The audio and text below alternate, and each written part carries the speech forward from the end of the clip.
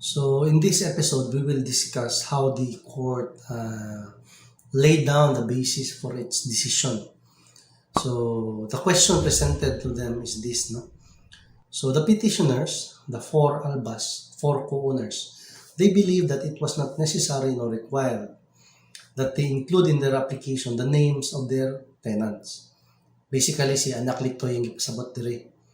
Under these circumstances, did the court below commit an error in reopening this case later after its decree had been entered, na na-entry sa decree. Basically, nahimo ng final and executory. So, did the court commit that error? So, si Supreme Court rin, nihatag siya gamay intro ba, laying the basis. The application for registration is to be in writing, signed and sworn to by the applicant.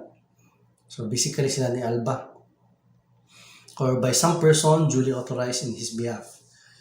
It is to contain an accurate description of the land. So normally, you present a lot sketch plan with a technical description.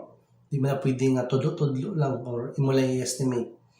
It shall contain the name in full and the address of the applicant and also the names and address of all occupants of land and of all adjoining owners, if known. No? So, adjoining owners. Kaya purpose ng adjoining owners, the boundaries, no? To notify the adjoining owners to determine if there is a boundary dispute.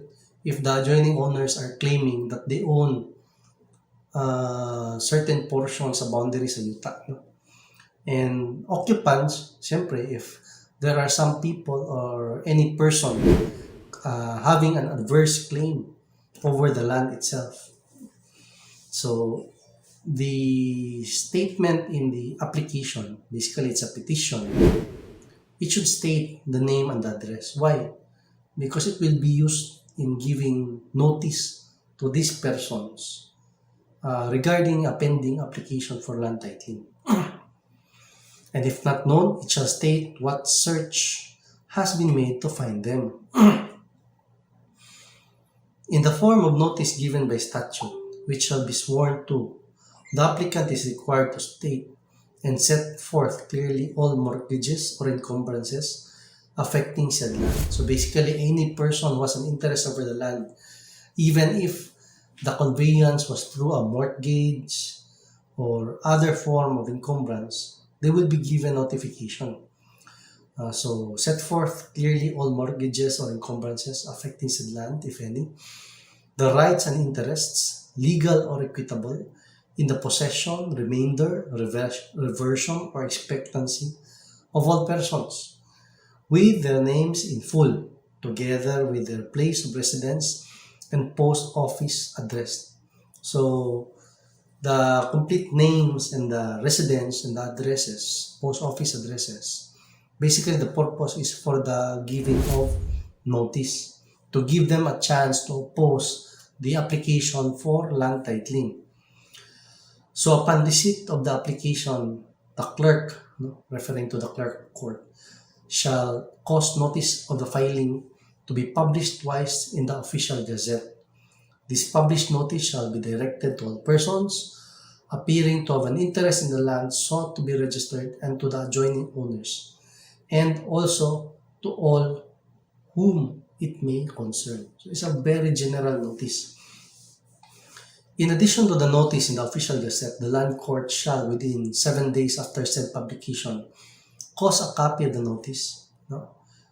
In Spanish pa man anong panahon na karaming kaso, to be mailed by the clerk to every person named in the application whose address is known, to cause a duly attested copy of the notice in Spanish pa man, to be posted in a conspicuous place on every parcel of land included in the application, and in a conspicuous place on the chief municipal building. So basically, City Hall, Municipal Hall, Chief Executive Officer the mayor of the town in which the land is situated.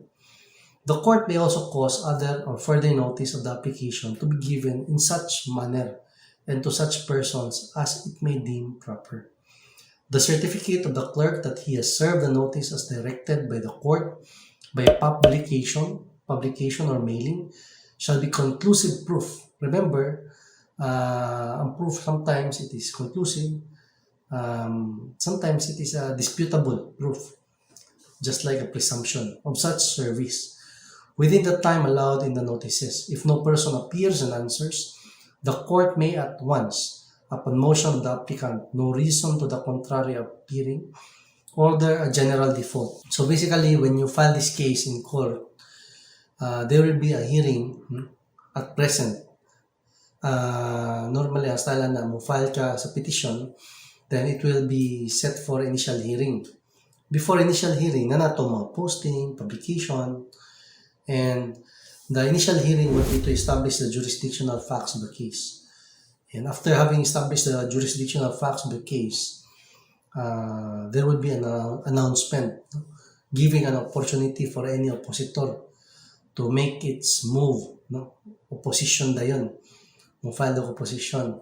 So, if there is no oppositor, if there is none, the court will issue, or the petitioner will still move for the issuance of an order of general default or a court usai, automatic na, may issue of order of general default.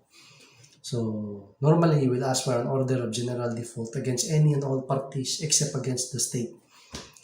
So, by the description in the punished notice, published nasa yung decision, published notice, to all whom it may concern, and by express provision of law, all the world are made parties defendant, and shall be concluded by the default and the order.